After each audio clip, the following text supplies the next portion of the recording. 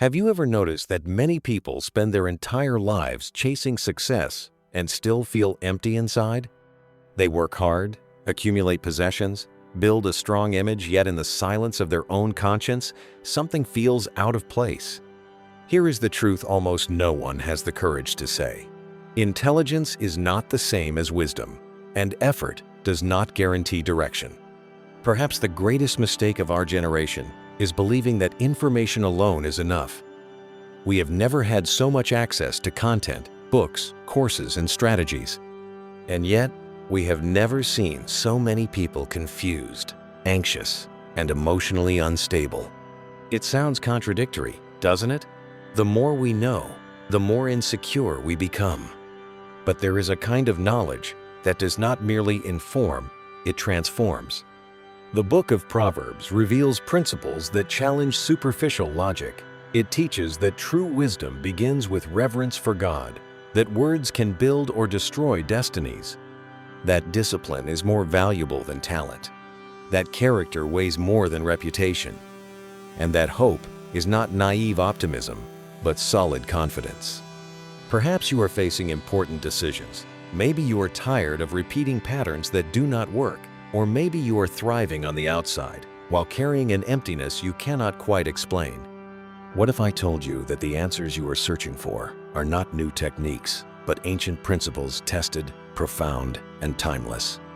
In the next few minutes, you will discover lessons that can reorganize your thinking, strengthen your character, align your finances, transform your relationships, and bring real peace to your inner life. This is not shallow content. This is foundation. This is practical direction for real life. So start by doing something strategic. Subscribe to the channel and turn on notifications. Here, you will not receive temporary motivation. You will receive principles that build a solid, consistent, and spiritually strong life. If you are ready to leave superficiality behind and dive into true wisdom, then stay with me. What you are about to hear may change the way you see your own life. The first lesson we learn from the Book of Proverbs is this: true wisdom begins when you recognize who God is. The Bible clearly declares, "The fear of the Lord is the beginning of knowledge. Fools despise wisdom and instruction." Proverbs chapter 1, verse 7. Notice something profound here. The starting point is not human intelligence, but reverence for God. If the foundation is wrong, everything else becomes unstable. You may even move forward in life, but you will move without eternal direction. To fear the Lord is not to live in terror. It is to live in awareness. It is waking up understanding that your life is not an accident. It is knowing that every decision carries weight. When you place God at the center, something inside you aligns. Your perspective changes, your posture changes, your way of choosing changes. True reverence transforms the heart first, and then the actions follow. The second lesson we learn from the Book of Proverbs is this: without the fear of God, you risk trusting yourself too much. And here lies a subtle danger. Self-confidence without dependence on God can quietly turn into pride. You begin to believe your achievements are solely the result of your own effort. Gradually, prayer decreases, seeking weakens, and spiritual sensitivity fades. When you fear the Lord, you learn to consult Him before deciding. Before accepting an opportunity, you pray. Before responding to provocation, you reflect. Before acting on impulse, you seek wisdom. That spiritual pause becomes a powerful advantage. It prevents temporary emotions from creating permanent consequences. The third lesson we learn from the Book of Proverbs is this: the fear of the Lord protects your future. Many people do not fall all at once. They drift little by little. A small compromise today can become a major failure tomorrow. But when reverence for God is present, there is inner vigilance. You begin to ask yourself, does this honor God? Does this strengthen my faith? The fear of the Lord also keeps you away from paths that look profitable but are spiritually dangerous. Not every opportunity is purpose. Not every open door comes from God. When you live with reverence, you develop discernment, and discernment is like a lighthouse on a dark road. It reveals what is not immediately obvious. The fourth lesson we learn from the Book of Proverbs is this: the fear of the Lord shapes your character. character is who you are when no one is watching. It is the decision you make when you could choose the wrong shortcut and no one would notice. The one who fears the Lord understands that God always sees, and that awareness produces integrity. Have you noticed how the world values appearance more than essence? But the fear of the Lord works from the inside out. It is not first concerned with applause, but with divine approval. And when your desire is to please God, you naturally begin to live in a more consistent, just, and balanced way. The fifth lesson we learn from the Book of Proverbs is this: the fear of the Lord produces emotional stability. When you recognize God's sovereignty, you do not collapse in the face of crisis. You understand there is a greater purpose. This does not mean the absence of problems, but the presence of trust, and trust brings peace. In practical terms, living in this reverence requires intentional habits. Set aside daily time for prayer. Read one chapter of Proverbs each day. There are 31 chapters, perfectly aligned with the days of the month. Write down insights, reflect deeply, apply them intentionally.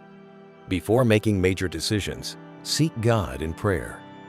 Small spiritual disciplines build strong internal foundations. The fear of the Lord also teaches boundaries.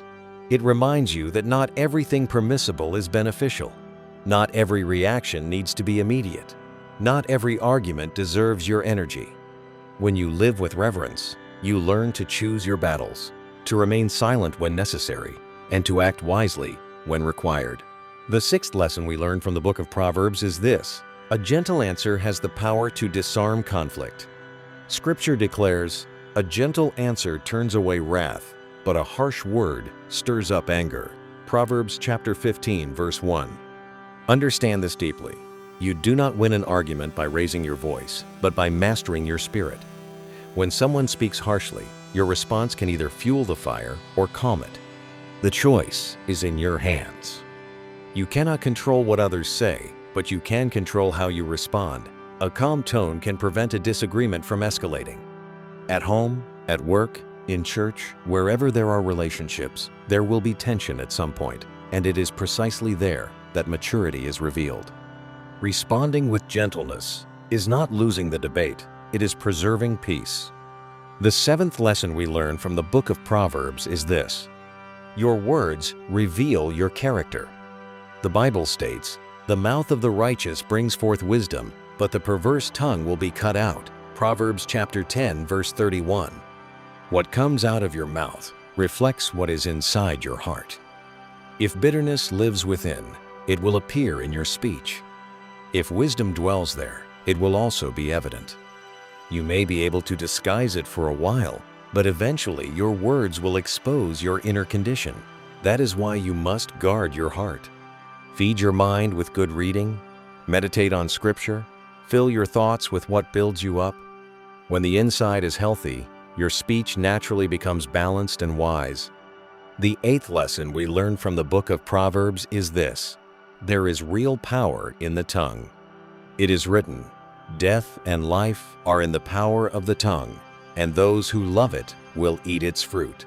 Proverbs chapter 18, verse 21. This means your words are not neutral, they produce results.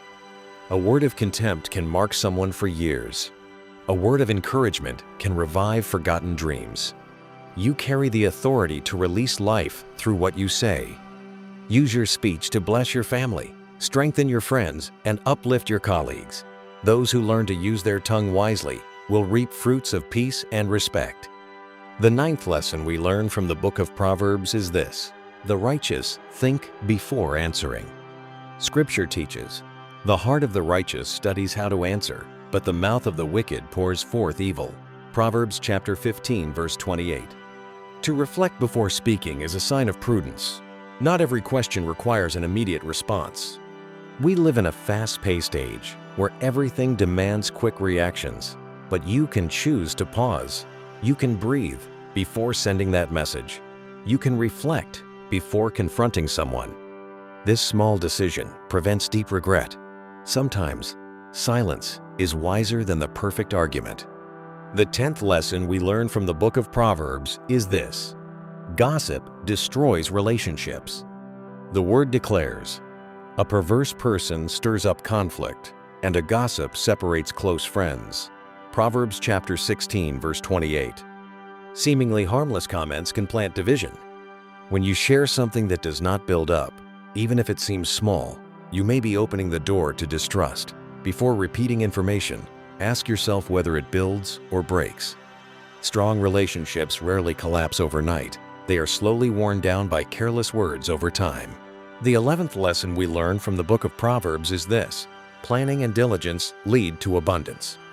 The word declares, "The plans of the diligent lead surely to plenty, but those of everyone who is hasty, surely to poverty." Proverbs chapter 21, verse 5. Pay close attention to this. It is not just about working hard, but working strategically. Rushing leads to careless decisions, but planning builds consistent results. God honors discipline. You do not prosper simply because you wish to prosper. Dreams without organization are merely desires scattered in the wind. If you want financial growth, organize your goals. Write down your objectives. Set deadlines. Track your expenses. Planning is a practical expression of wisdom. Those who constantly improvise constantly fight emergencies. The 12th lesson we learn from the Book of Proverbs is this: diligence today prevents need tomorrow. Scripture teaches, "Go to the ant, you sluggard.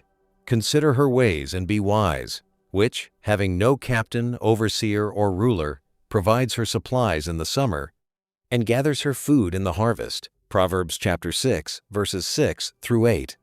The ant works without needing applause or constant supervision. This speaks directly about personal responsibility. You must act even when no one is watching. Save when there is abundance. Invest time in learning while others waste hours. Small daily efforts, almost invisible, build future security. Silent discipline produces lasting stability. The 13th lesson we learn from the Book of Proverbs is this: faithfulness in little brings honor in much. The Bible states, "A faithful man will abound with blessings, but he who hastens to be rich will not go unpunished." Proverbs chapter 28, verse 20. The rush to become rich can lead to dangerous shortcuts, but consistent faithfulness builds trust. If you are responsible in small tasks, you will be prepared for greater responsibilities. Be upright in the details. Meet simple deadlines. Honor quiet commitments. God values consistency far more than impressive speeches. The foundation of sustainable prosperity is daily faithfulness. The 14th lesson we learn from the Book of Proverbs is this: true prosperity comes from God. It is written, "The blessing of the Lord makes one rich, and he adds no sorrow with it." Proverbs chapter 10, verse 22. There are riches that bring worry, anxiety, and guilt, but prosperity that comes from God brings peace along with provision. This means you must not trade your values for quick gain. It is not worth gaining money and losing your peace. Work hard, yes. Make effort, yes. But keep your spiritual life aligned. Complete prosperity involves balance: financial, emotional, and spiritual. The 15th lesson we learn from the Book of Proverbs is this: desire without action produces nothing. Scripture declares, "The soul of a lazy man desires and has nothing, but the soul of the diligent shall be made rich." Proverbs chapter 13, verse 4. Desire without discipline leads to frustration. Dreams require movement. You may have great plans, but if you do not act, nothing changes. Wake up early when necessary. Learn new skills. Seek training. Take courses. Read books that expand your vision. Develop competencies. Consistent action turns intention into reality. Prosperity is not luck. It is the result of principles applied consistently. It does not happen overnight, but it is built step by step. Every responsible financial decision, every well-invested hour, every disciplined attitude contributes to a stronger future. When you understand this, you realize that work is not merely obligation. It is a tool for growth. God uses the process to shape your character. He forms perseverance while you build results. And that inner formation is just as important as outward prosperity. The 16th lesson we learn from the Book of Proverbs is this: you must guard your heart above all else. Scripture declares, Keep your heart with all diligence, for out of it spring the issues of life. Proverbs chapter 4, verse 23. This means your outer life is a direct reflection of your inner life. If your heart is disordered, your actions will be too. Everything begins within. Guarding your heart does not mean isolating yourself from the world. It means filtering what enters. It involves the thoughts you entertain, the conversations you allow, and the content you consume. Not everything deserves space in your mind. If you allow resentment, envy, and comparison to grow, sooner or later they will overflow into actions. Caring for your heart prevents future conflict. The 17th lesson we learn from the Book of Proverbs is this: pride comes before the fall. The word states, pride goes before destruction, and a haughty spirit before a fall. Proverbs chapter 16, verse 18. Pride is subtle. It does not arrive loudly, it settles quietly. When you begin to believe you no longer need to learn, danger has already begun. Humility protects you. Recognizing your limits does not weaken you, it strengthens your growth. Those who accept correction evolve. Those who reject counsel stagnate. Pride distances people, blocks opportunities, and creates invisible barriers. Humility, on the other hand, opens doors that talent alone cannot unlock. The 18th lesson we learn from the Book of Proverbs is this: forgiveness preserves relationships. It is written, "He who covers a transgression seeks love, but he who repeats a matter separates close friends." Proverbs chapter 17, verse 9. Holding on to offenses is like carrying unnecessary weight. Constantly revisiting past mistakes corrodes bonds. Forgiving does not mean pretending nothing happened. It means choosing not to feed the wound. When you decide not to relive someone's failure in every disagreement, you strengthen the relationship. Mature love does not live by constantly pointing to past falls. It learns, adjusts, and moves forward. Forgiveness is an investment in continuity. The 19th lesson we learn from the Book of Proverbs is this: righteousness is expressed through mercy. Scripture declares, "A righteous man regards the life of his animal, but the tender mercies of the wicked are cruel." Proverbs chapter 12, verse 10. This verse reveals something profound. True righteousness is not cold, it is compassionate. To be righteous is not merely to follow rules, it is to act with empathy. It is to notice the needs of others. It is to treat people with dignity, regardless of their position. Small acts of kindness create healthier environments. Mercy is not weakness, it is strength governed by love. The 20th lesson we learn from the Book of Proverbs is this: the hope of the righteous produces lasting joy. The word teaches, the hope of the righteous will be gladness, but the expectation of the wicked will perish. Proverbs chapter 10, verse 28. Hope rooted in God does not depend on external circumstances. You may face difficult days, unexpected crises, and challenges that seem greater than you. But when your hope is anchored in the Lord, there is a joy that does not fade easily. It is not temporary excitement, it is deep confidence. It is the assurance that God remains in control, even when you do not understand everything.